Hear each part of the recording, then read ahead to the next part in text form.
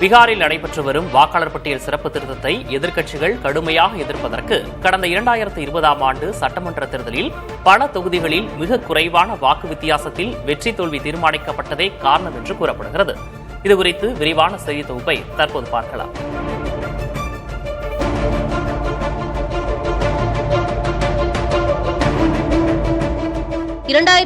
பீகார் சட்டமன்ற தேர்தலில் 35 தொகுதிகளில் வெற்றி தோல்வி வித்தியாசம் 3000 வாக்குகளுக்கு குறைவாகவும் 52 தொகுதிகளில் 5000 வாக்குகளுக்கு குறைவாகவும் இருந்ததாக ஜனநாயக சீர்திருத்தங்களுக்கான சங்கம் வெளியிட்ட தரவுகள் தெரிவிக்கின்றன.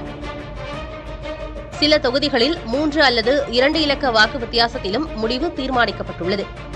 உதாரணமாக ஹில்சா தொகுதியில் ராஷ்டிரிய ஜனதா தள வேட்பாளர் சக்தி சிங் யாதவ் வெறும் 12 வாக்குகள் வித்தியாசத்தில் தோல்வியடைந்தார்.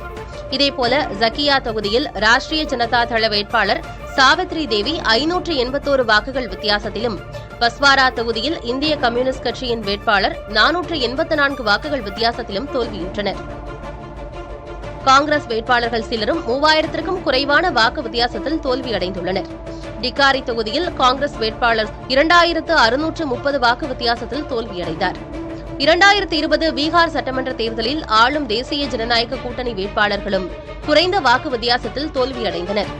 மதிகானி தொகுதியில் ஐக்கிய லோக் ஜனசக்தி கட்சியின் வேட்பாளர் ராஜ்குமார் சிங்கிடம் ஐக்கிய ஜனதா தளம் வேட்பாளர் நரேந்திரகுமார் சிங் என்ற போகோ சிங் வெறும் 333 வாக்குகள் வித்தியாசத்தில் தோல்வியடைந்தார். பாகல்பூர் தொகுதியில் பாஜக வேட்பாளர் ரோஹித் பாண்டே காங்கிரஸ் வேட்பாளர் அஜித் சர்மாவிடம் 1113 வாக்குகள் வித்தியாசத்தில் தோல்வி கண்டார். இதை முன்வைத்து ராஷ்டிரிய ஜனதா தளம் தலைவர் தேஜஸ்வி யாதவ் பீகாரின் ஒட்டுமொத்த வாக்காளர் பட்டியலில் இருந்து 1 விழுக்காடு வாக்காளர்கள் நீக்கப்பட்டால் கூட அது சுமார் 35 தொகுதிகளின் தேர்தல் முடிவுகளை கடுமையாக பாதிக்கும் என்று தெரிவித்துள்ளார். இதன் காரணமாகவே பீகாரில் தேர்தல் ஆணையம் மேற்கொண்டு வரும் வாக்காளர் பட்டியல் திருத்தத்தை எதிர்க்கட்சிகள் தீவிரமாக எதிர்த்து வருவதாக அரசியல் நோக்கர்கள் கூறுகின்றனர்.